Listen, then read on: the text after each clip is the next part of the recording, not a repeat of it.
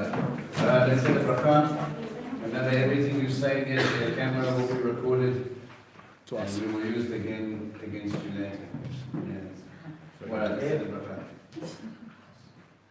Baruch atah Adonai Eloheinu melech haolam, Hashem natan Torah. Amen. Okay. Open up for that. Go to that Ezekiel.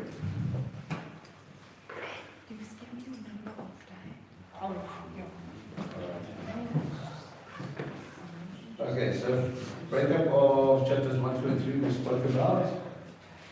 Oh, it's really echoey. Ezekiel. Chapters 1, 2, I give high level overview. Yeah. Scan it using your models and see what We spoke about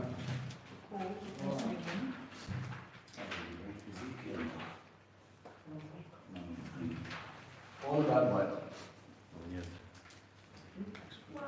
So I'm getting there. Ezekiel 1 to 3 is about the call, so God calling Ezekiel. Right, that's it. That's all we need. Right?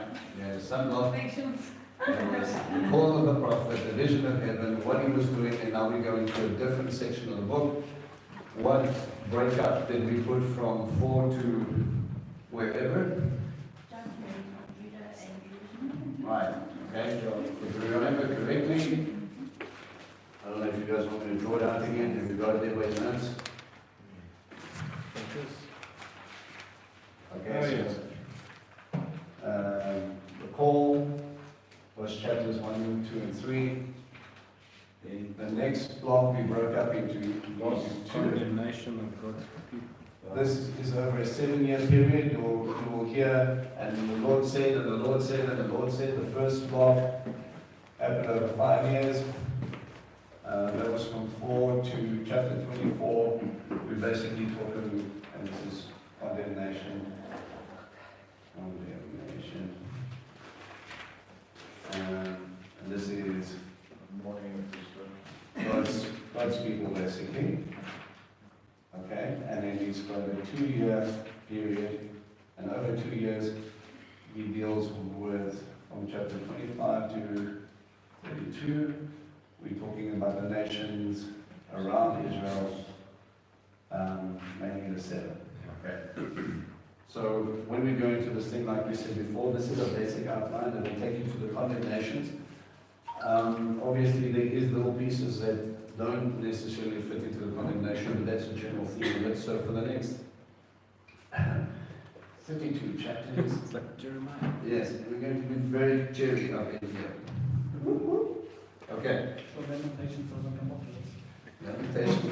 We put it in between. Lamentation was actually a book they were reading at the time when he was in. So maybe there was this theme. You know, what were you listening to growing up? Lamentations. Lovely stuff. Good podcast. What happened in your life? The destruction of the temple. Everybody's having a wonderful time. Some light reading. So yes, very difficult. All right. So let's jump in. We've got some interesting imagery that comes up. Okay. As for you, human being, take a clay slab, lay it down in front of you, and draw on it the city of Jerusalem. Show it under siege. Build towers against it, raise earthworks against it, and set up camps against it, and surround it with battering rams. Then take an iron grill and put it in a place as the wall of iron between yourself and the city, and fix your gaze against it.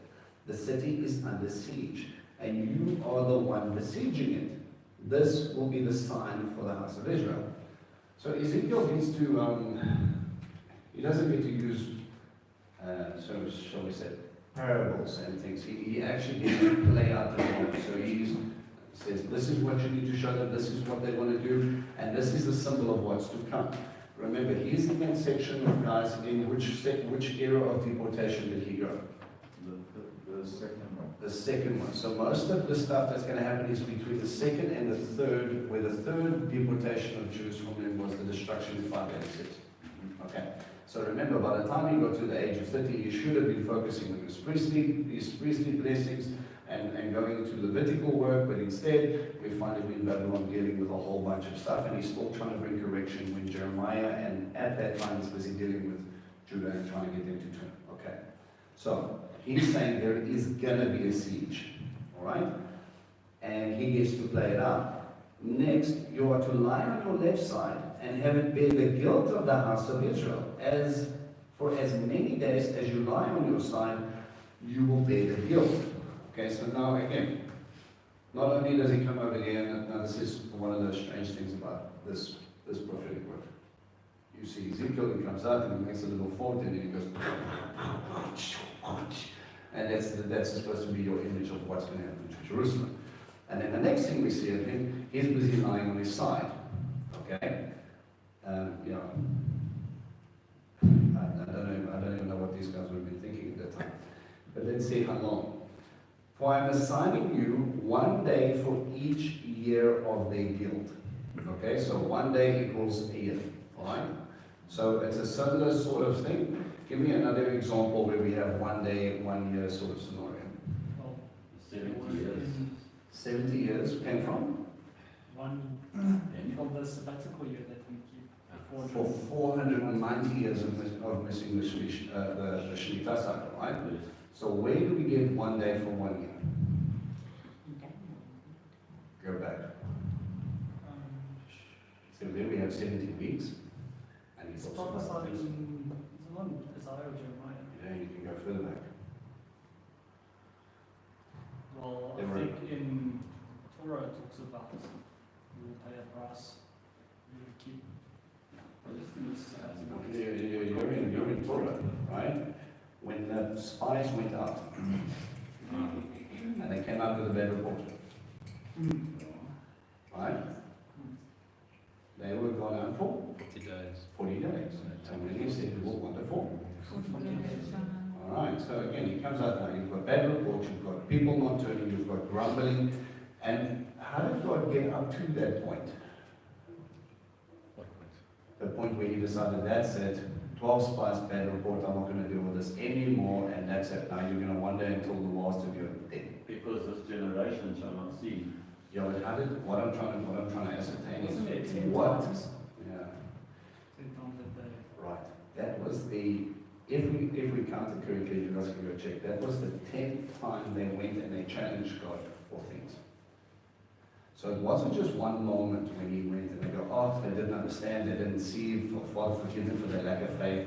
They had been challenging him 10 times up until that point. And remember, the threat was always there. What was the threat? What would they always say? Let's go back Let's go back to Let's go back to Egypt. And this is one of those moments where I think everybody swallowed their tongue for a little bit and he says, all right. And it's one of those moments in scripture where it really struck me when he says, okay, turn around. Not, how dare you, why are you, listen, if you don't understand, what is your problem, what's going on. He said, he stops him right there and he says, turn around. And that's when they start making the excuses, no, we'll go up. He said, no, it's too late. They're still trying to go. And then they still went without God, and Moses still had to born them again, and he says, look guys, you're not getting this. If you cannot trust God for what he promised you, don't sit there thinking for a second that you can now again act out of commission or act out of faith to the point where you think you can do this by yourself. Right? Everything that nobody is going to put you through, he might have made you a promise before, this is what I'm going to make you and this is what I'm going to do. But you've got to trust him to establish it. You are not going to do this thing in your own strength. And if he says, sit down and listen, and you refuse to, and you think, no, but you told me I have to act like this, and then I run out ahead, well, then we get smacked as hard as if we don't get up and do when he tells us to. Right? How many of you have ever jumped ahead of about taken 1, 2 steps? Okay? Yeah. The first. Tied my shoelaces together. Why is there laughter coming from behind me? There is a point where we get ahead of ourselves. And we need to understand it. If, and this is a big thing in ministry, especially when we look at people being spirit-led, we need to understand that if you can do the calling without God, you've missed the point. Okay? You can't do it without Him. That's the point. That's why He chose you. That's why He gave you a commission. And that's why He says, I'm going to do this through you. If you think you can do this by yourself, you got confused. Somewhere along the line, it became about your strength, your understanding, how you were going to do this, instead of Abba flow through me and let them get you in you alone. Sometimes the problem is we get in the way, and what happens when people get in the way, we will, unfortunately, in many cases, we call Moses. Many fantastic things Moses has done, and it just takes one moment of complete frustration. And says, shall we bring forth for you water? Just one little frustration where we get in the way and people start thinking, yeah, it's you. And we the ones who are supposed to be reflecting God, are the ones that get in the way of His glory, and then He goes, no. This now becomes dangerous, because if I look to man before I look to God, it becomes man worship, man following instead of God-led, Spirit-led stuff. Okay? Be very, very careful that we don't get into the position where people solely focus on your word, they forget to check God's word. This is what the word says, this is what God says. Now I can help you understand that, and I can put it into context, but ultimately whether you listen to God or not, that's up to you. What our position is to push the people towards God. Okay, whether it's a prophetic call, whether it's teaching, whether it's evangelizing, whatever your gifting is, you need to understand that it is, again, Spirit-led, Spirit-breathed, and He is going to flow through you so that He can have the glory, not you. Right? That has to be continually in the back of your mind. It takes one moment of frustration, one moment of stepping ahead of ourselves that can lead people astray.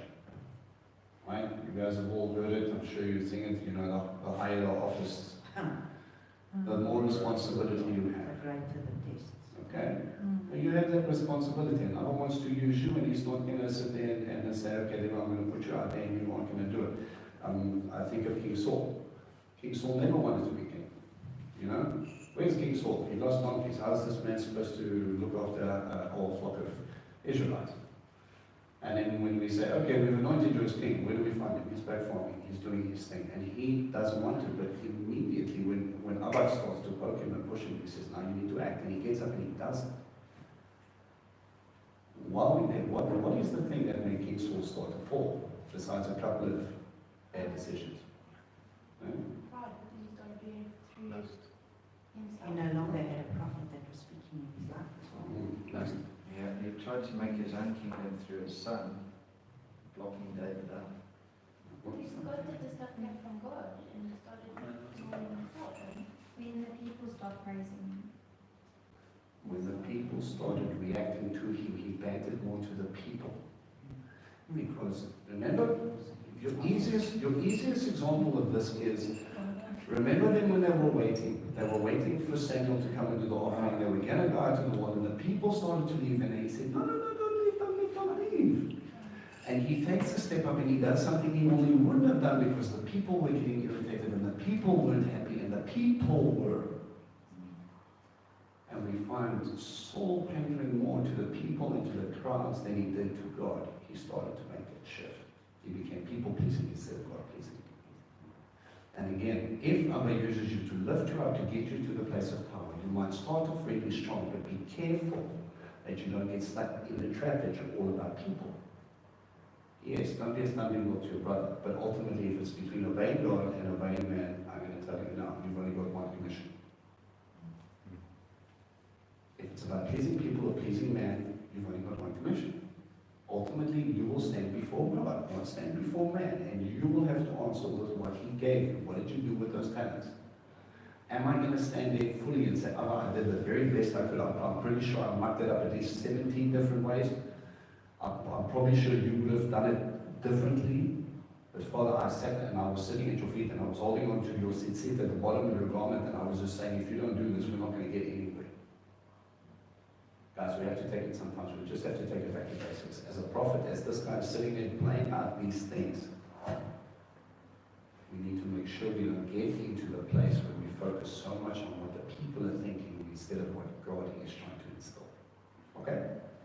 So, we get the 1 year for one each day, and again, 40 years in the wilderness because of a 40-day going out and coming back to the bedroom. So it's an interesting parallel that he gives us here. Thus you are to hear, you are to bear the guilt of the house of Israel for 390 days.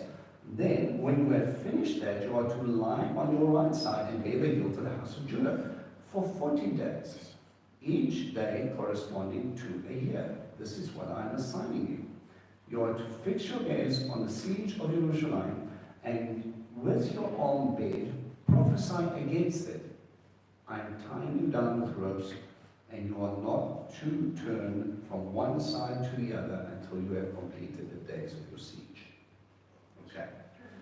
Oh, It's my gonna body be will lovely. be stiff and Yeah, it just gets better, but to sort of comprehend what I was trying to do here, again, Hebraic mindset is talking about pictures, right? Okay. So I want, from what I just read there, who are we talking to? House of Israel, House of Judah. Okay, House of Israel, House of Judah. How many days on which side and how many days on which side for which group of people? 390 and 40. Okay, so Israel, 390 days. we have 390 days. Okay, 390 years. Judah. and right, which is going to correspond, and Judah is 40 days. Okay, and that's going to calculate into our years. Okay. Right. So we have Israel and we have Judah. On which side and on which side am I lying down? On Israel, I'm lying on what? One side. left side. Left side. Sorry. Left side. Okay, so Israel, I'm sitting on my left, and Judah, I'm on my right. Oh. Okay. I am lying there to fulfill the days of what? Israel's disobedience. Guilt. I'm assigning for the guilt, or what? Or do you guys have a different translation in verse 5? Iniquity. Iniquity. Crookedness. Okay, the guilt, the crookedness. Okay. All of those things come because of the guilt. Okay, I'm just going to put you in brackets saying, not walking what God has told them to, right? And for Judah, same thing? Yeah. Yeah, you guys happy? Looking at their guilt, and again, they're not doing what they're supposed to. Okay? Now, in what time frame are we busy dealing with here? Are we in Just before the destruction of Jerusalem. Just before the destruction of Jerusalem, right? 597 BC? Okay, yeah, in between 597 and 586, okay? We're getting to that thing. Now, where are the northern kingdom, the northern tribes of Israel? And carried away by Assyria. Right, so they're already not in the land, and yet he's talking about a siege for Israel. Okay, so again, we need to look at context, and historically, we're saying, okay, well, they're going to be in captivity for 390 years versus 40 years, and we have to balance that out against other scriptures. Now, this is obviously easy to set things down. Okay, so we're looking over here, we're already asking the question, Assyria visited? Question mark. How long are they going to stay away? We're going to look at a timeline a little later to try and it's an interesting idea. Judah, 40 years. They're sitting just before the destruction.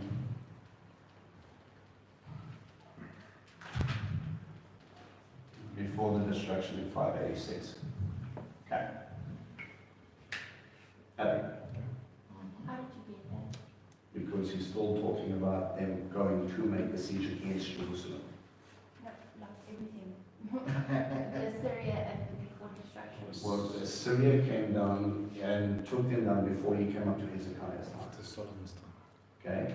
But how did you calculate that? How did you know that it was, Before Babylon became a world power, you know? right? Assyria was a world power.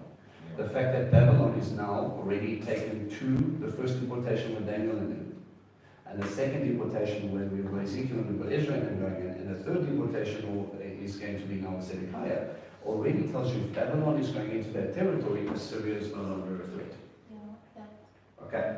So that means Assyria's come, got it worked by God, 184,000 people died in one day, coming up against one soul, one angel of God. And then from that time on, Babylon started to come up and actually started to push back. The king Sennacherib, So I think- remembering correctly, Sennacherib was actually assassinated, and Babylon started to take on more power, and that's why they were able to come through that gate and come and take Jerusalem, which previously belonged to Assyria. They got to that entire territory was Assyrian control. It was. So now, if Assyria is no longer in control and Babylon's in control, that means there's been a power shift. Okay, so if the USA owned Benoni for a time, and then in came Russia. Australia.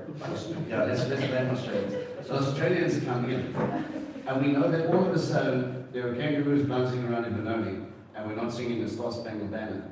Tells you that the USA has already been driven out by the Aussies. That's what I'm saying. Okay.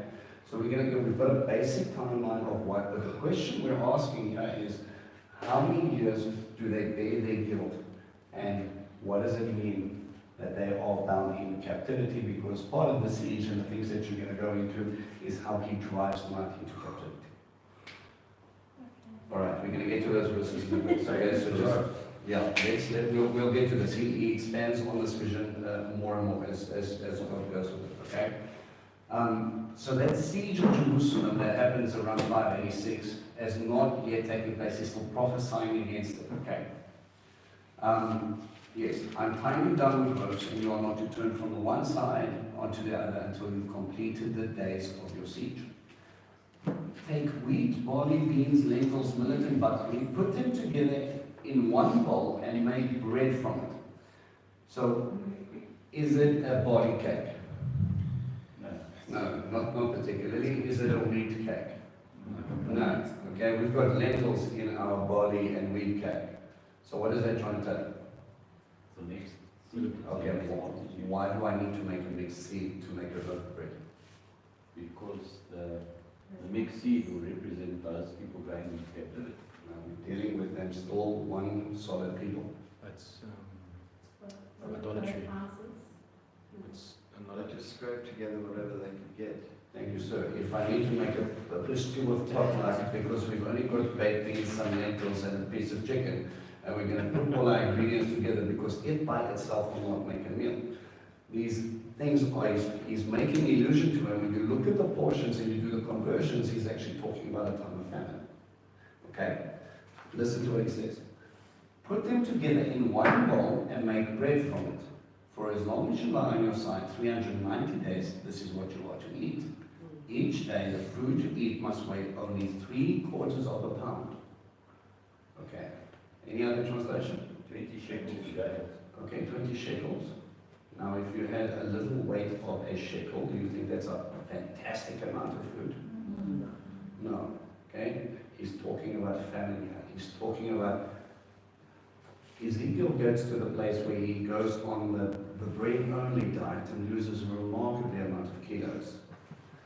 They get to see the prophet actually waste away in front of their very eyes. And he's saying, this is what's going to happen to you. But he's a good guy. Yeah, but Allah wants to send a picture. Right? Right? Right from verse 14. Yeah. You may eat it from time to time during the day. So you're not going to have fixed meals. You are also to drink a limited amount of water, 2/3 of a quart. Any other translation? 1/6 of a hin. You may drink it from time to time during the day. The bread you eat is to bake like barley cakes. You are to bake it before their eyes using human dung as fuel. So it's commandments to break Torah. Well, that's the image is quite clear, and I'll get into that for a little bit, but strictly speaking, it's not really an unkosher thing, it's an unclean thing. But remember, we're dealing with a priest who understood the difference between clean and unclean. Okay? I'll explain it to you in a bit. Adonai said, this is how the people of Israel will eat their food, unclean in the nations where I'm driving them. I objected, no, Adonai Elohim, I have never defiled myself from my youth until now. I have never eaten anything that died by itself or was killed by wild animals. No such disgusting food has ever entered my mouth. Okay, stop for a second. Where is Ezekiel? He's in Babylon. He's in Babylon. And yet he still keeps Torah. Who does that remind you of? Daniel, taking a stand. This is where I am. I will not eat. I know who I am. I'm a Levite. I'm supposed to be in Jerusalem. I'm looking towards Jerusalem. I'm standing up and I'm still keeping the practices up because one day we might go back and then I have to go and act out in the temple. He knows his function. He knows where he should be. He knows that this is a broken situation, that his people led him to, and he's dealing with the consequences of what choices the other people are making, and still he's prophesying against Judah, who has not yet been put into captivity in its fullness because Zedekiah is still going up there and they're still rebelling against God. Okay? He answered, all right, I will give you cow dung to use instead of human dung, and you can prepare your bread on it. And he's happy with that. I thought poop was poop. But generally in the Middle East, then they use cow dung to cook. It's a burning thing. So why then would he render the human one unclean? Where do we get it with any of the list of things unclean that we're not allowed to cook on human poop? Well, God says that you will not That's do your thing in the camp. You go outside. Very good. He doesn't talk about it in a cooking context. He actually said, if you want to go make sticky, take a shovel, go outside the camp, because I am in the midst of this camp. You will not defile this camp. And he already understood that. Remember, as a priest, you have to wash out certain parts inside the cow's stomach. And remove it. They remove it and they take it outside. No, not that it will not sit on the altar. They cleanse it. They wash it out before they burn it. Okay? Because there can be that sort of thing. So now you're sitting up there and he's like, look, I'm all on your plan, but can we just annul that human dung thing, because that's just, yeah, one step too far, even for Ezekiel, who's like, I'm fine with you starving me, I'm fine with me playing siege warfare, but the whole human poop thing you lost me on, okay? Can we just take a step back? And you know, again, Abba says, all right, you are upholding my standards. You are understanding where I'm coming from, so I will give you a substitution. That reminds me of the negotiations with Abraham again. Okay? It's also the test.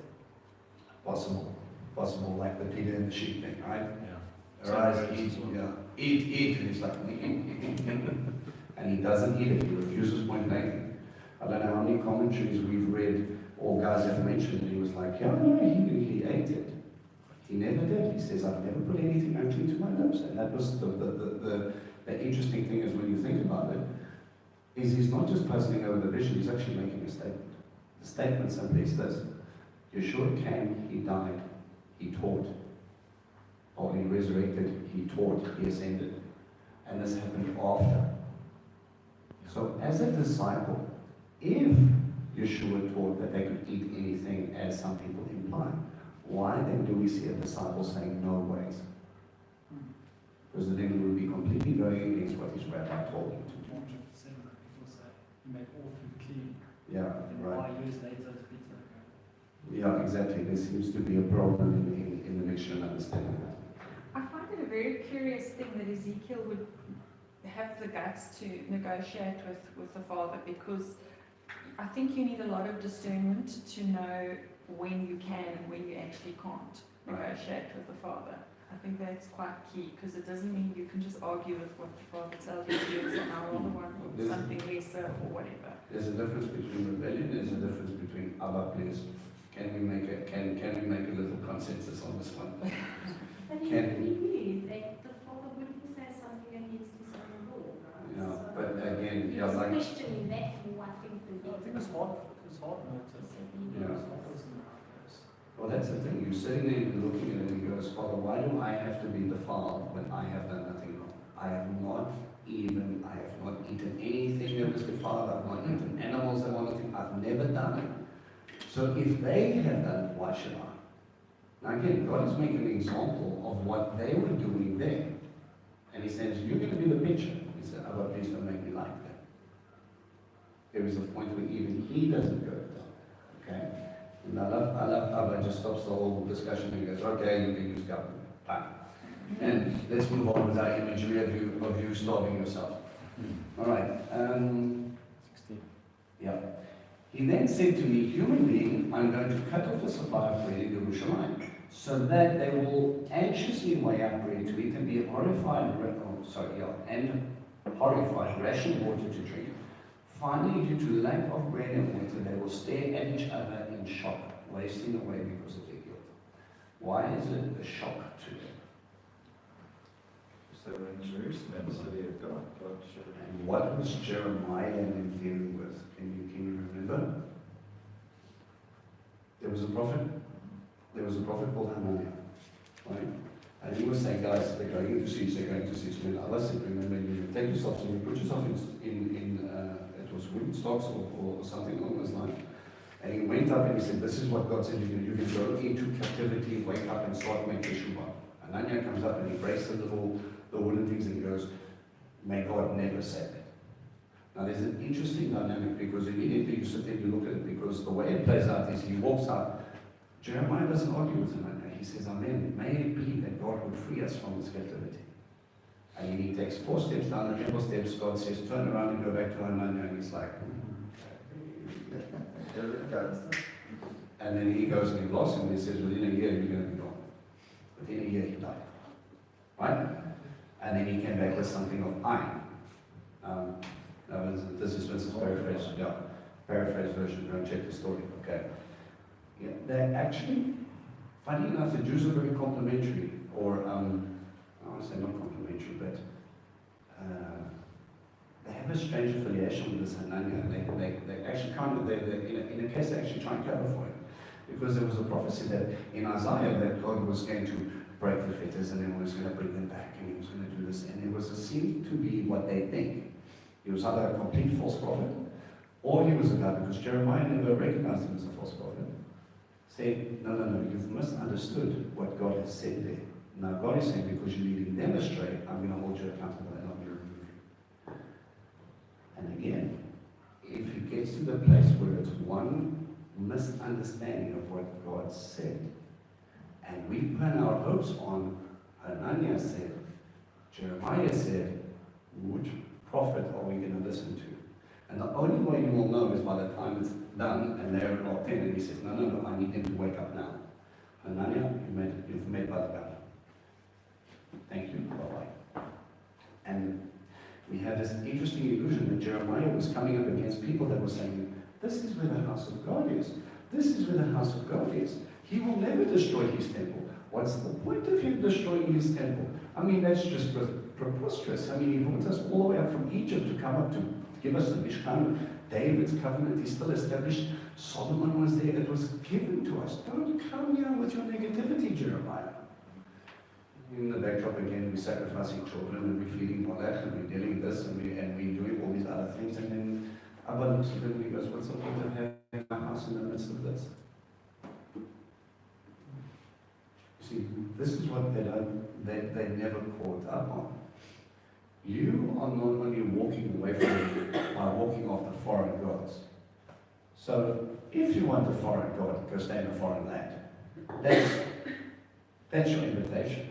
If you want to do that, but don't stand here and tell the world, this is your God, worshiping me by giving me my little offerings while you go sacrifice your children all the time, thinking I will please a few different gods at the same time. The house means nothing if you don't honor what it's supposed to represent. I mean, at the end of the day, a Mishkan is a Mishkan, it's a tent, right? What's the difference between going into the wilderness tabernacle replica and trying to walk into the actual Mishkan where God was dwelling? God's presence. Yes, you know, when you move the parapet and you walk up to the ark and you open up the lid and you're like, oh yes, look, it's the picture of the manna, and there's Aaron Rod, and there's all the rest of it, and then you walk out and you're all fine. If you had to try and do that when he was actually in that thing, there would be a slightly different response. Right? Someone might dive tackle you at the entrance. Yes. You see, there's a point where one is of a replica, but the difference between the two, I mean, it's measured more or less the same. They put it together more or less. Everything is scriptural, but one is a picture of something and it's empty, and the other one actually has the very presence of God. And that temple became the picture of what the Mishkan was.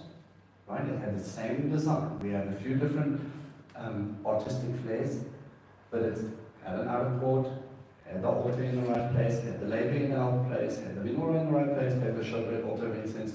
It had 3 sections, just like the Mishkan did, and it was his design. It was his platform, and he was saying, I'm going to firmly establish my house here. And my name will never be. He says, it'll be a place, says in the Psalms, my name will be there forever. He's talking about Jerusalem. It was established in that way. Okay? Now, but if the Shekhinah is not there, it's just an empty body.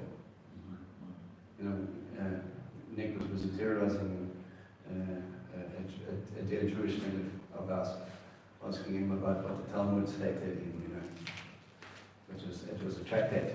Mamoha. Was it Mamoha? Yeah. Yeah.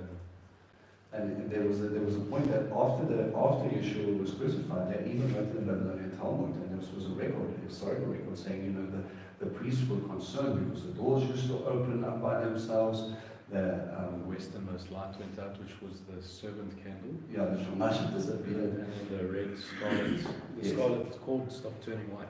and they were like, "What is going on, Abba?" And then they thought, "Surely destruction is coming. He's going to leave us because God is no longer in this place." And it wasn't long after that, a short 35 to 40 years later, 70 AD, Rome comes in and destroys it.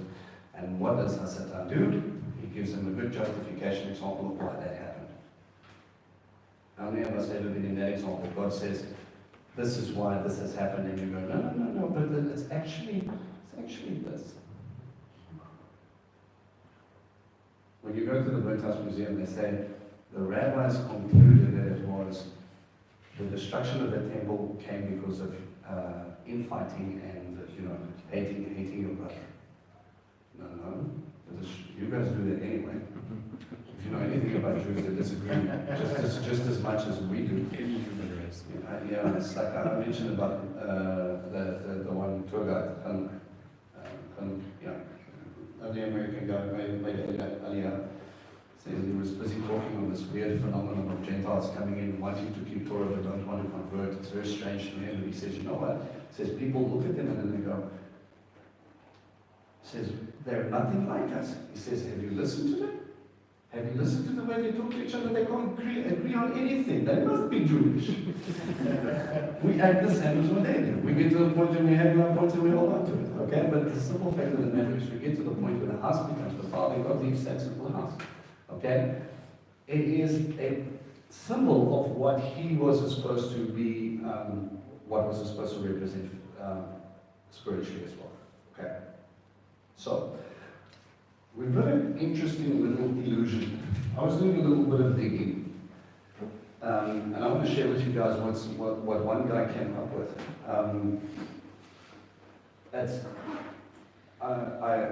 I agree that the commentaries going around this guy's work were quite interesting, but at best it's a stretch. Okay, but I can share this with you anyway. All right, so get your salt stuff. Okay, so if we look at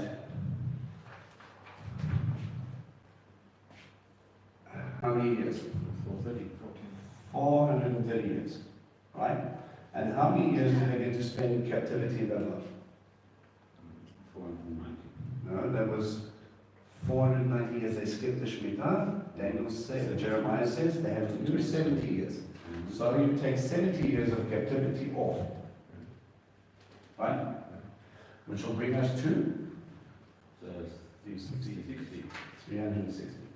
Wait, where does the 430 come from? The totally 390 plus 40. Israel and Judah. When you combine Israel and Judah. Okay, right?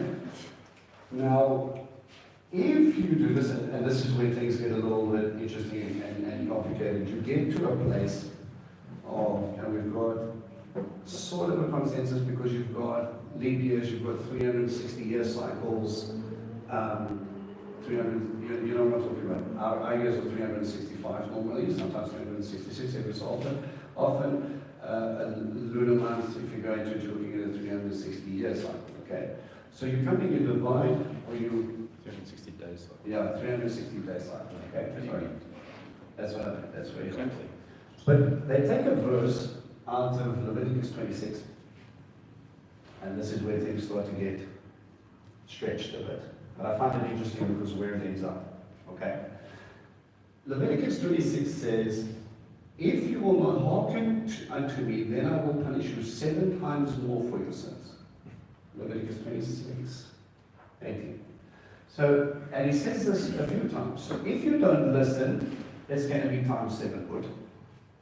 So, what this guy thought was, hang on a second, if we look at the stuff, they didn't exactly obey in many cases. Remember, he says, okay, you can go home now, and they don't leave. Okay, leave all that other funny stuff, and then they come back, and what do we find them dealing with? They don't know Torah, they stop building the temple, Nehemiah is beating people because they're trading on Shabbat, and we have that sort of contextual evidence. So he starts to think that, hang on a second, maybe this is a much bigger prophecy than what we're making it out to be. I mean, obviously the fact that God brought them back in 3 different ways will kind of tell you that their guilt is passing over time, but it was only a small group of people that did come back. A lot of them stayed out in the diaspora, especially when we look at the Israel and the scattered tribes. Okay? We know they were all over the place because we hear about them in Acts 2.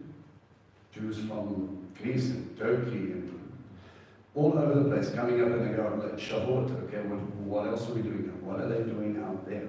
Well, from that time to the time of Messiah, they were really out there in La La Land thinking, well, we don't ever have to go back to Jerusalem, even though they had the opportunity to, much like people never left Babylon. To this day, we still meet with Jews that are coming out of Iran and Iraq and those places, unless they're forced out, they stay. They get comfortable and that's where they are. Anyway. That's this time they were all over the empire. Yeah, I mean, the diaspora just got bigger and bigger and bigger. Okay, so what we have is we have roughly a case of, if we take that many times, we get to a time of 2,520 years. Okay, so 360 times 7 is going to get us to that total. Now we've got 3 different sieges. Okay, the first siege of Jerusalem, the second siege, remember there were 3 deportations, right? All because someone came knocking on their door and said, enough's enough. Okay, until the last one brought destruction. So if you take a portion from here and you run it from the first siege, they were in service of the nations of Babylon and around it. We get to the decree of Cyrus. Okay, to you can go, and that's where we put the Zerubbabel and Ezra. Israel comes with the second thing. But they go up and they start setting up the temple. You know what I'm talking about, right? Okay?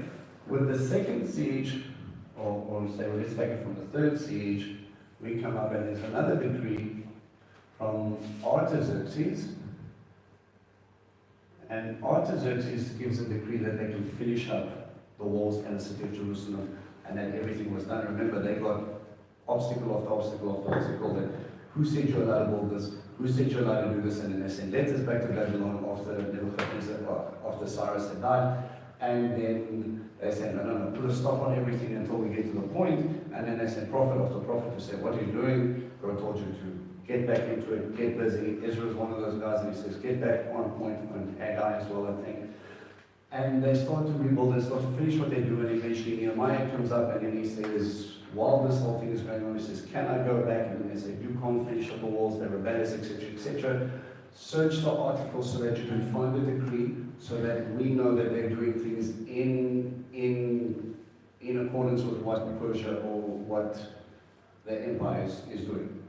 You guys more or less with me? Okay, I'm just like trying to summarize like 4 different prophetic books here. Okay, so he gets it back and Artaxerxes says, no, they must carry on and they must do what they need to do. Okay? From the time that they got from this decree, that they will no longer be in there, and we've got another little bracket here that talks about this desolation here, the desolation of Jerusalem, which we're going to get into. Will bring us back to that Artaxerxes things. From here, we're going to run our timeline 2,520 years, and I'm not going to bore you with the math of how they got there with leap year add-ons and year 0 and all those other complications. I don't think you're going to nail down the exact date. Okay? I just think there's too many variables. And for me, if God says 70 years, that's normally 70 years to the day. Right? He said it, he doesn't change, this is what's going to happen. But what's interesting when you look at this, will bring you back up to two events where they will not only be in the service of the nations, and the desolation of Jerusalem will come to an end. The first one is the year 1948. They pegged it in May. They go to May 14th. And when you look at the desolation of Jerusalem, this pegged at in June 1967. Now tell me what happened in 1948 and 1967. 1948 was lost to nations, 1967. In 1948, Israel, as a nation, they get land back. A nation is restored in a day, as prophesied by Isaiah. Right? And in 1967, of that 1948 up until 1967, they were only allowed to get to close to Jerusalem only on certain days, but it was occupied by the other group. And then 6-Day War happened, and they actually pushed them back all the way up into the Golan. And for the first time, a united Israel included Jerusalem.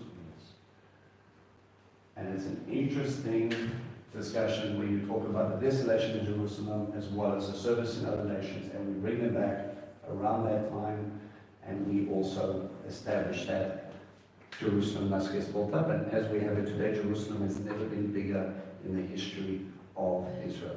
Now, can I add two things and ask a question? Sure.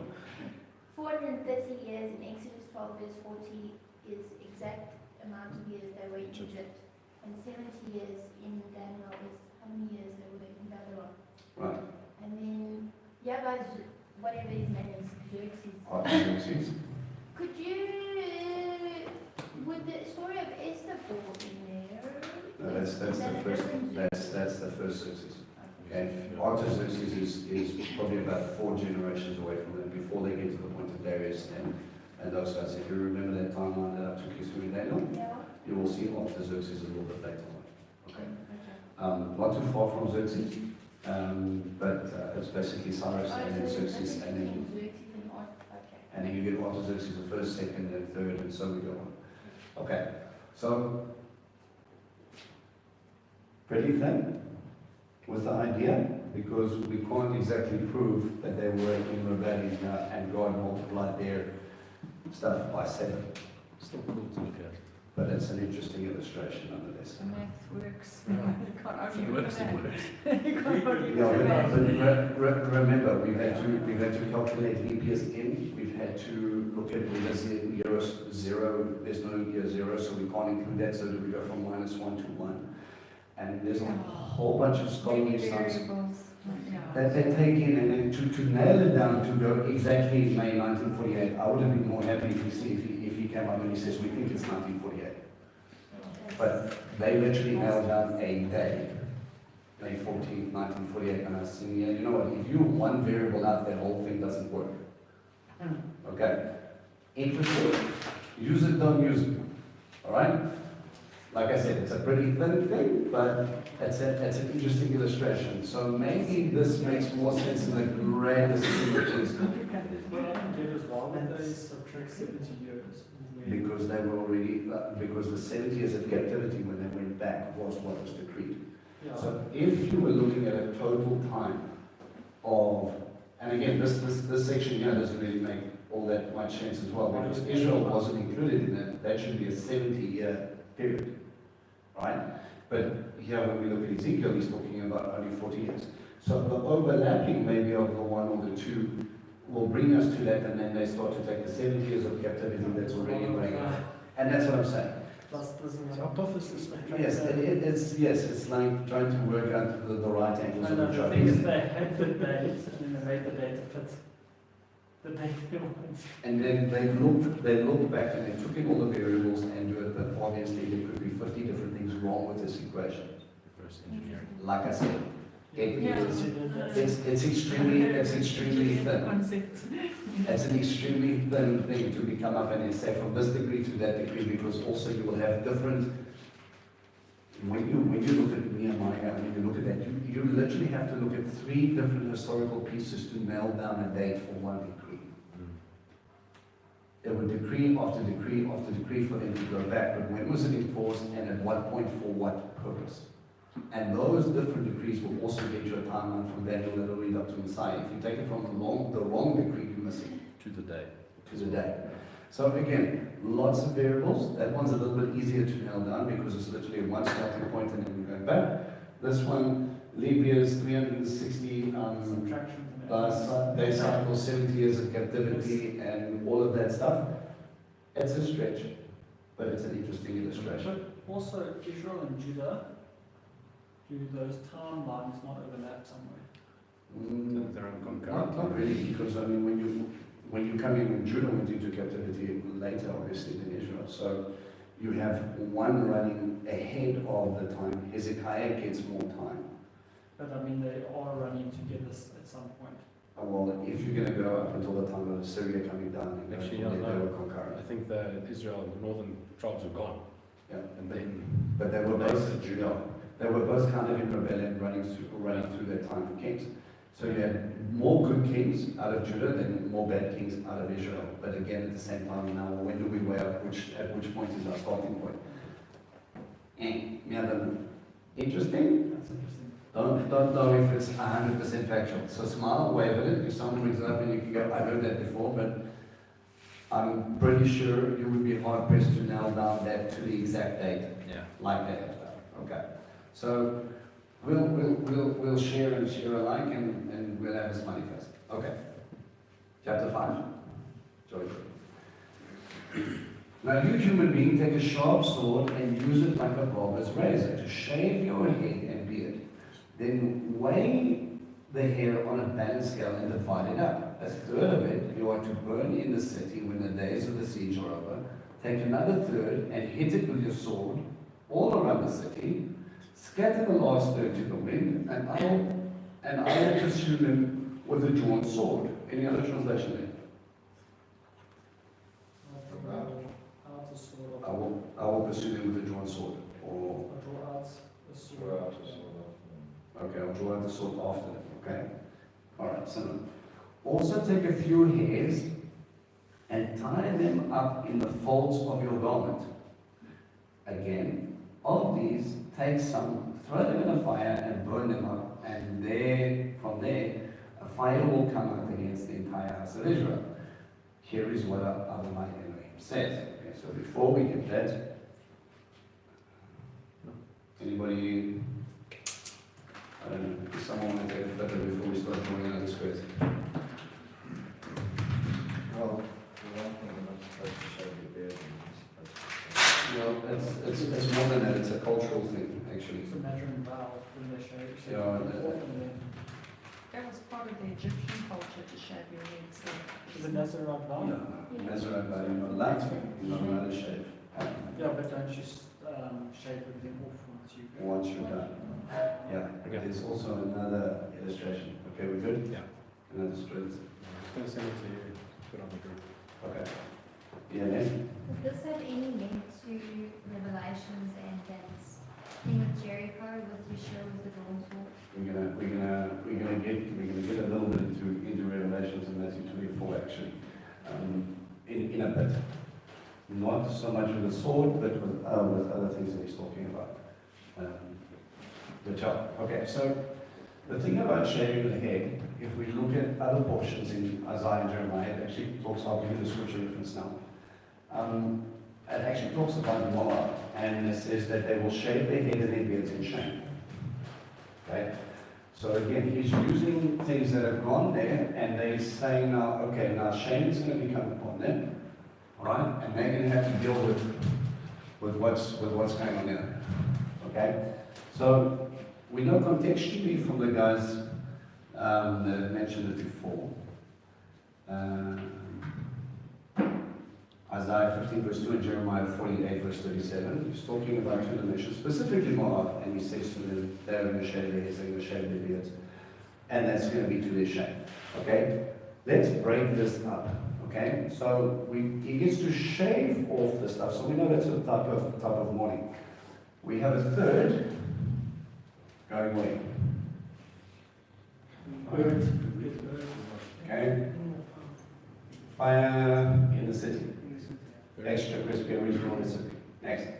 The next third. Hit it with your sword all over the city. Okay, so we take your sword and we scatter all over or all around the city. City. Okay, next third. Third into the wind. And then it was good.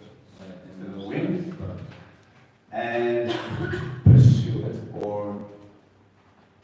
chase it. Pursue with sword. The sword. Okay? And then a few So you're going to cast it out to the winds, but you're going to chase it with a sword. And then he's got the little thing about put some in your clothes. folds of your garment, Yeah. And throw them in the fire and burn them up. and then fire for burning. Okay. And Right. it says take of these, take some. Yeah, take some. So the little things you can't exactly, I mean, this is utterly a ridiculous thing to me. Can you imagine weighing out a third of your head? These scales, you know, like, Tiny little scale. I think little scales sitting there, putting the three things in, and again, I throw you into the wind and I bet you, what's normally left in your hand? A whole bunch of stuff that didn't want to leave you. Yeah. So it's probably these little pieces that he's scraped together, and he's saying, well, okay, the little remnant that is still clinging to you, stick some in the folds of your garment, and stick some, burn those, okay? So it's a very interesting illustration, all right? Immediately when I saw a third, Revelation. so we already starting to look at some interesting little parallel here about a group of things being destroyed in a third. It is part of the shofar judgments, okay? And when you look at those sort of things, there was another little interesting parallel in Matthew 24. Now, Matthew 24 doesn't particularly go into the shofar judgments, but it does talk about the laying out of the seal judgments, if you remember correctly. Right? It talks about when you look at the beginning of the seal judgments, it talks about war and rumors of war. It talks about famine. It talks about death, and then there will be false prophets, and the nations will bear witness against you. And we see this kind of interesting little layout in what he goes on to in chapter 5. Okay? Now, before we get into that, I want to read it fully, and then I'm going to take you back into Matthew chapter 4, and then hopefully you'll see a little bit of my craziness that's going on. Okay, so yeah. Yeah, thanks. Here is what Adonai says, this is Yerushalayim. I have placed her in the middle of the nations, countries can be found all around her, but she has rebelled against my rulings and committed a wickedness more than the nations, against my laws more than other countries around her, because they have rejected my rulings and not lived according to my laws. Therefore, here is what Adonai says, because you have outdone the nations around you by not living according to my laws, or following my rulings, or even following the rules of the nations around you. Let's just pause there for a second.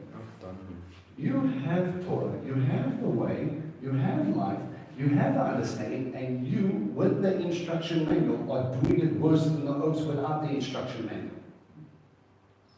Now, ignorance, as we all once were. You did things thinking they were okay because people told you it was okay. Your diet was not strictly kosher. Your feast days were not his feast days. You did it according to what you were taught and how you were raised, right? And the more you study the Word of God, the more you realize, hang on a second, there seems to be a contradiction in the way I'm living. But when you don't have that, when you're sitting in ignorance and you're going, okay, well, we don't really know what's going on, and the people that are not in ignorance, who understand it and still choose to do it the way the other nations do, except they run to it harder than what the other nations do. What do we call that? Complete rebellion. Okay? And he's sitting there and he says, I've lifted you up. And notice this is sort of a Revelation's understanding here. Remember, he compares the people with the city. Babylon, the great harlot. It's a city, but it's talking about what's going on in this Babylon. When it talks about Jerusalem and what's going on, you know, it references the people and what they're doing. They make up the character of the city. And he said, I've lifted you up, I've put you there on display. And the thing you're reflecting has got nothing to do with me.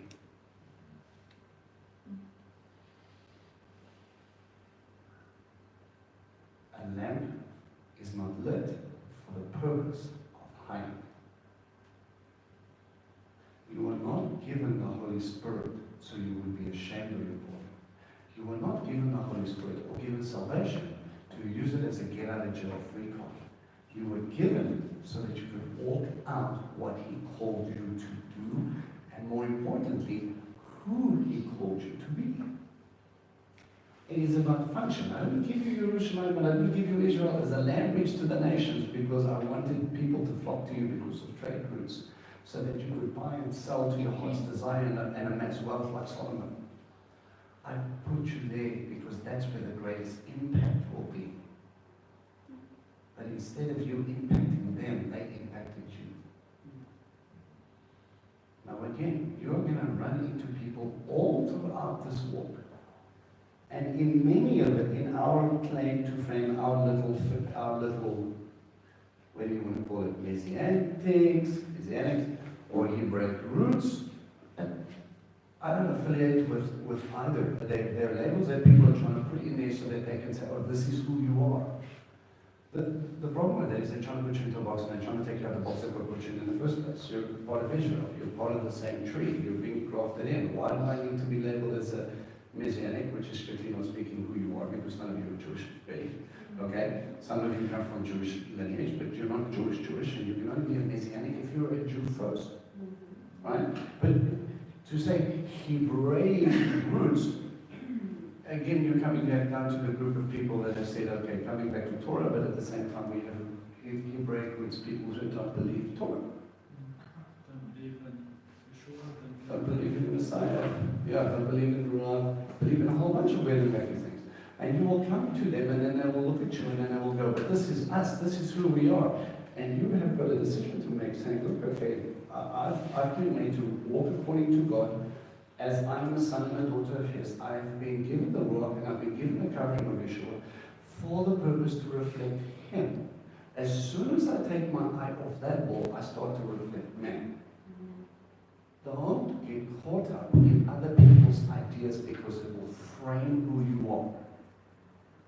It will frame your perception for you. Don't let their perception on what they think is happening become your perception if it doesn't fit the Bible. Guys, we have to take everything, and as much as Satan has been working overtime, and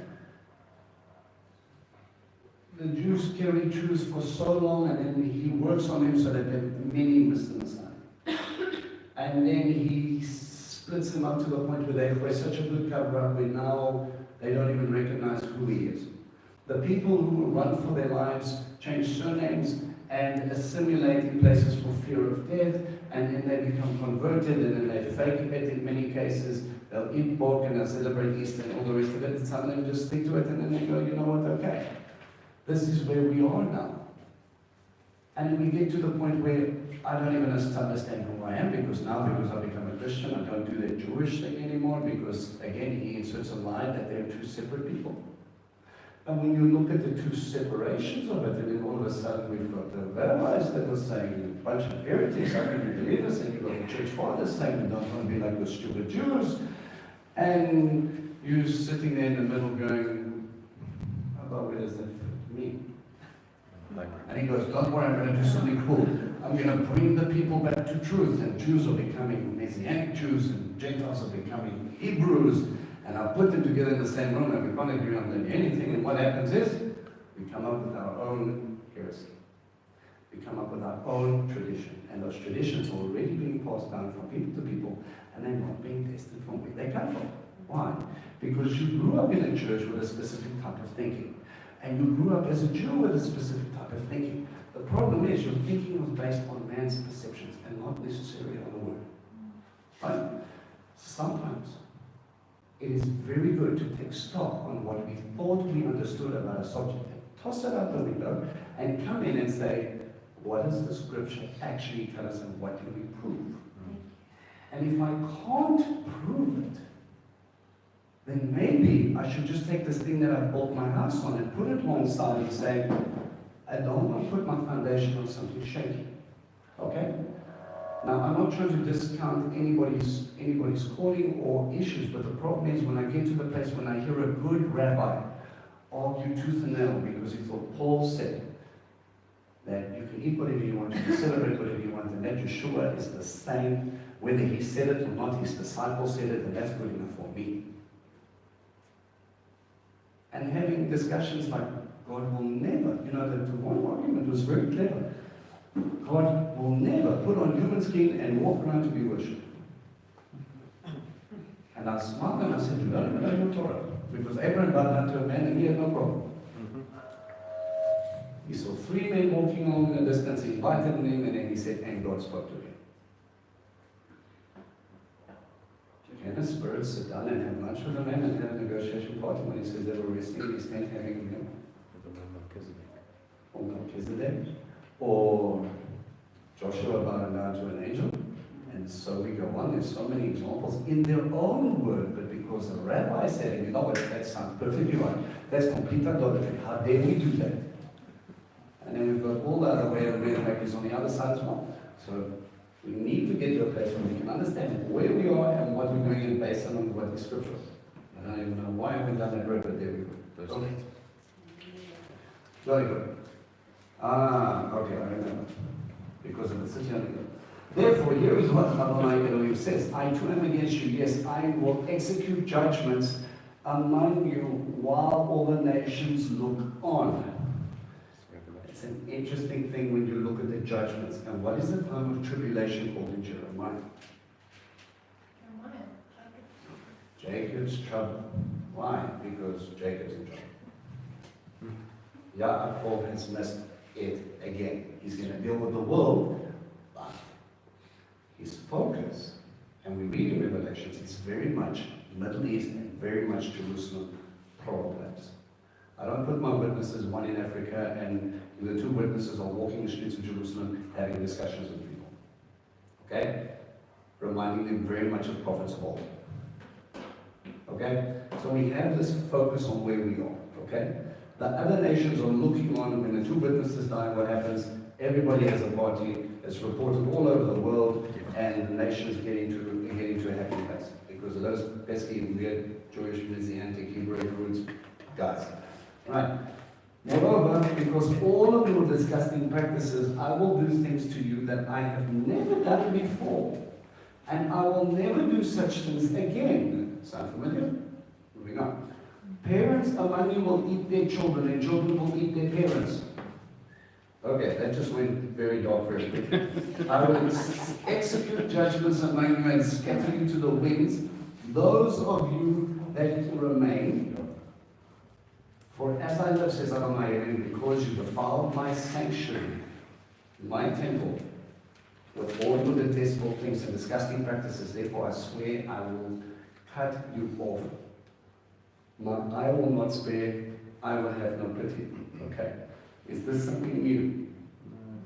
Siege. This siege and this warning actually goes back to Deuteronomy 28, verses 52 to 57, and he says they will eat their own children because of the famine and plague. So skip that part when I read the keys. Especially this part. We will eat our parents' part, and keep on eating their children rather than. Right. And he says, I will have no pity. Why would God get to that sort of place? Enough's enough. Why? Because you spared none of my children. Molech. You wanted to sacrifice with Molech, you wanted to destroy them, they took them no pity. You didn't think of me, you never consulted me, you never asked how many people did I have to save. Think about the judgment of Egypt with the death of the firstborns when they looked at Moses. What did God do? We've got 2 very clear pictures that would have run very true at that time. How did all the little boys die? With Pharaoh. With Pharaoh. Where did they toss them into? To the Nile. Toss them into the Nile. They gave them to their God. Okay? And then God was going to sort out this problem. Okay? And what did Moses do to the Nile? Turn to blood. But Turn it into blood. So you've got one picture, their blood is crying out, and another picture is your God dead now. What you thought will bring your life. Is Actually not dead. thought Stinkiness. Moses too. Yeah, yes, that's a Moses very through big. there, we're going to sort the problem out. Yes. Cause Moses. Yeah, what they feared most actually brought on what they feared most, right? And then we've got another one, the 10th plague. Put a covering, get your children inside, death will not enter into this house. Pharaoh, you want to gather. And his arrogance went to the point where he caused the death of his child. He had no problem doing it to other people, and God says, I'll hold you accountable. Don't think that you can protect them. I created that kid, I gave that kid to you, and to protect him from you, I will take him. See, we always think of this judgment, but we never see the mercy behind it, right? Okay. So he gets to the point and he says, what you guys did, what you gave the children to feed your God. You gave Molech children so you could have crops. There will be famine and your children will eat you. How rough is that? Anyway, coming back to pictures. So can I just ask a question? What is Moloch? Oh, What is another word for it? Tophet. Molech was an idol, okay, and he basically, the depiction of him, they had a big mouth and he had arms, and what they used to do is heat a furnace inside of them, and they actually threw the children onto it and they actually rolled down to their death into the flames. So literally into his mouth. Okay, yeah, not a happy story. A third of you will die from plague or be consumed by famine inside Jerusalem, and a third will fall by the sword all around. So we've got sword, we've got famine, we've got plague. And a third will be scattered all the winds and pursue with the sword. So you will be scattered and you will be chased into captivity. In this way my anger will spend itself and my fury against them will die down, and I will be satisfied. Then, when I spend my fury on them, they will know that I, Adonai, have spoken out of my zeal. I will make you a ruin and an object of reproach among the nations around you in the sight of all passing by. I will execute judgments and furious punishments among you in my anger and fury. Yerushalayim will be an object of reproach, derision, and horror, and a lesson to warn the nations around you. I, Adonai, have announced it. I will send upon them the deadly destructive arrows of famine, which I will send to destroy you. I will make the famine worse for you by cutting off the food supply. Yes, I will send famine and savage beasts upon you to leave you without children. Plague and bloodshed will sweep through you, and I will bring the sword upon you. I, Adonai, have spoken it. Okay? So again, the animals are against you. Abba said, when they were conquering and taking the land, we're going to do it stage by stage so the animals don't become too much for you to deal with. He says, you have gone against me with the issue of your womb. That was a blessing for obeying my mitzvot. It was a gift from me to you. The wheat and the harvest, because you obeyed my mitzvot, they will be blessings to you. But you've taken my blessings and you've turned into curses. You've taken my blessings and you've turned into other gods, and you've defiled the land because you want to worship them that way. I'm not going to have you around. And you're definitely not going to do it while looking at my temple while in the valley of 20 or, no, let's not say 20, maybe 200 meters away from my house, you're busy doing this thing to your children. Okay, just quickly, go to Matthew 24.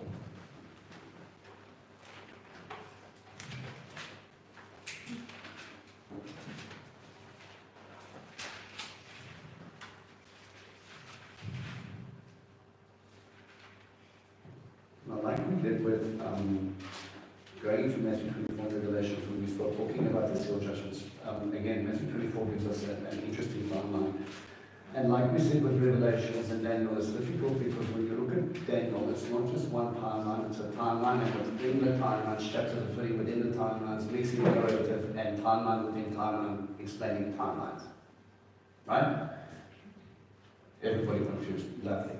So when you get to Revelations, you have revelations, things that are happening, fitting into Daniel's timeline, and you have other timelines fitting into that timeline, and then you've got other events and narratives fitting within that timeline. So all the timelines need to get into a form. The problem is we're not there yet, so we don't really understand how everything is going to fit. Okay? Which 3.5 year period, with the 7 years of tribulation, Is it 7 years? Is it 3.5 years? When do the two witnesses come in? When do the 144,000 come in? Is it the seals run into the shofars or run into the bowls in consecutive? So if we look at that, he's given us a timeline, and in the beginning of the book, he gives us a timeline of 3 stages. Things that were, the things that are in the time of John, and the things that are after the time of John. And he gets visions in 3 different sections to be able to give us that. Okay? So when we look at Matthew 24, yeah, I know it's a mouthful. When I look at Matthew 24, he actually starts to give us an implication of some of the things that happen in the seals, in the order it happens. So he already gives us, at the time of the end, there are going to be certain things going to happen. And as soon as we pick it up in Revelation, you actually see that he's quoting, well, he wouldn't be quoting Revelations, except he's prophesying that what John is going to see is actually going to correlate to what he's saying in 24. Okay? So, framework of Ezekiel. We've got false prophets, we've got Jerusalem being a problem, we've got nations looking on for their destruction, we've got fear, we've got war coming, a siege, we've got famine, we've got death, we've got witnesses that are going on. That's what I need you to be hearing at the back. Okay? As Yeshua left the temple, Yerushalayim again, he was going away. His Talmudim came and called his attention to the buildings. But he answered them, when you see all of these, yes, I tell you, they will be totally destroyed. Okay? They will be totally destroyed. The siege that is coming, 586. Not a single stone will be left standing. So we've already got a parallel between the 70 AD destruction and the 586 destruction of what's going on. Babylon, Rome. Okay?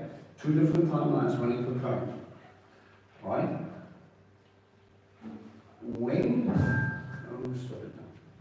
When he was sitting on the Mount of Olives, the Talmud came to him privately. He said, tell us, when will these things happen? And what will the sign of your coming, the sign that you are coming, and that the Olam Hazeh is ending, this time now? Yeshua replied, watch out, don't let anyone fool you, for many will come in my name saying, I am the Messiah, and they will lead many astray. You will hear of the noise of wars nearby and the news of wars far off. See to it that you don't become frightened, such things must happen. But the end is yet to come. For peoples will fight each other, nations will fight each other, and there will be famines and earthquakes in various parts of the world. All this is but the beginning of the birth pains. At that time, you will be arrested and handed over for punished and put to death, and all people will hate you because of me. At that time, many will be trapped into betraying and hating each other. Many false prophets will appear and fool many people, and many people's love will grow cold because of the increased distance from Torah. Does that not very aptly, succinctly describe exactly what was going on in Ezekiel's time? Yes. Interesting. Interesting that we already have foreshadows of the destruction that are going to come again at the time of 70 AD. Except now we add a Mashiach to the mix. And then that destruction is going to take place. And this is actually talking about Revelation. So again, we have that cyclical pattern where we have the destructions of the 3 dispersions that are going on. Okay? So we have the picture of Assyria and captivity. We have, which again is in Egypt sort of scenario. Okay? Then we come down to Babylon, where we find Babylon all over Revelations. And Babylon is a world power that believe their deityship and whose authority, and then we will understand that it is sort of much like Rome, but different in a sense. Rome is a lot stronger. Okay? We get to the place of, again, we've got wars, we've got temple problems, we've got false prophets.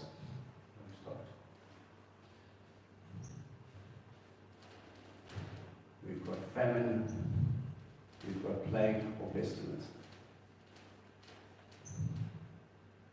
And as much as we have pictures of people of the Antichrist like Antiochus IV, and we have pictures of Antiochus looking very much like Adonai Tzedek in Adonai Tzedek, where is he, Papa?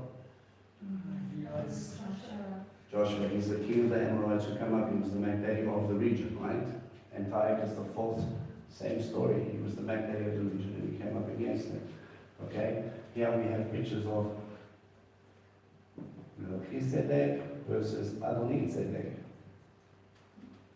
We have Antiochus coming up in a sense where we're looking at the different type of Caesars in their play. Satan, Hasatan, no, Antiochus there, sorry. He's the type of Caesars here. His game plan versus, or you can also put Herod in a sort of scenario there, installed by different powers, versus the true power, Messiah, and so we go on. Okay? All I'm wanting for you guys to do is that when he starts to mention factions like he is, and we've heard about it before, what is he trying to tell us when we look back on Revelations to Ezekiel of what was going on? My house has been defiled, things are not as it should be, I've sent my prophet, I sent my prophet, I sent my prophet, you don't get that, so I'm going to start bringing warning signs, the birth pains. You're going to see famine, you're going to see plagues, you're going to see pestilence, and eventually you're going to want to wish you can lock yourself up, and even then you think you're going to be safe, your walls are going to protect you, but you understand, I should be your refuge. And there's a problem with Yaakov in the sense of we're not Israel. Remember what I said to you guys about the man Jacob whose name got changed to Israel? When he was functioning more in his problem, and when he had the biggest problem with God before, because you took my favorite wife, now you've taken Joseph as well, my favorite son. What more do you want from me? You told me you had my back, and this is how I'm repaid. And then he finds out, hang on a second, Joseph's alive, he's actually been looking after you, he's been the one sending you food so that you can live. And then the very next verses, and he went up to Shechem and Israel made an offering to God. Yeah. And then all of a sudden the relationship gets right and it becomes more God-minded than about the physical mind. Jacob's trouble is telling you already what is going to be the mind condition in the time when tribulation hits. And it's an interesting picture for me anyway, use it, don't use it, of the destruction of 586 and the destruction in 70 is very similar. They might not have been as bad as sacrificing their children, but at the same time we have people that are completely walking away from God, completely longing for the nations. They were already Hellenizing, bringing gymnasia, so that when you stood at the temple, you overlooked at a whole bunch of naked men wrestling. And the problem is, you sit there, you have Levites that are defecting to that world. One of the guys who came into power was the son of a high priest by the name of Onias. He gets referred to as Jason. Jason is a Greek name, his Hebrew name was Joshua. He deposed Onias, but he Hellenized Jerusalem fully. This was the Levite. This was high priest material. And we have this twist again when you look at it later, when we have this idea of the Sadducees. They didn't like Rome all that much, but they loved the power and authority that they got because it kept them in place.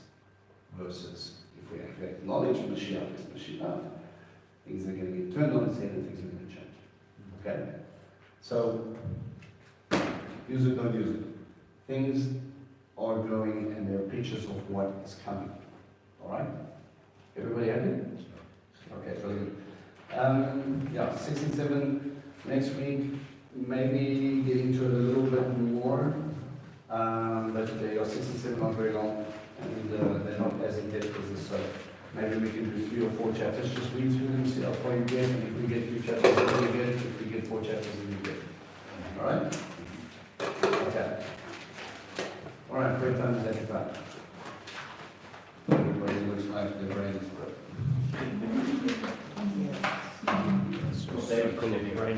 It's this circle. Keep on saying the same thing. I'm like, that's how that's 24. It's not it is 24.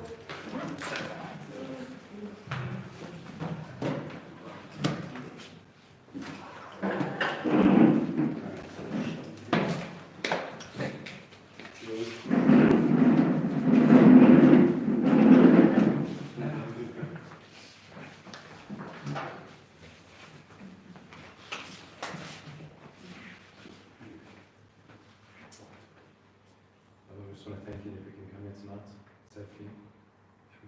spend time at your feet. That we can sit and listen to your words, not in fear, but in a way that we can all learn and walk out. Lord, I just want to thank you for every one of these people here tonight. I want to ask that you give them your shalom, that you give them your guidance. And for everyone that can't be here, I will ask that you bring them back. But we need to walk out your great commission. We need to make disciples. We need to bring the kingdom of God nearer. But everyone that's sick, I ask that you put your hands on them, that you heal them. Anyone that's writing exams, I ask that you be with them, that you give them more peace. I ask that you be with us tomorrow, that you walk with us, that you help us do what we need to do. In your name, in Yeshua's name.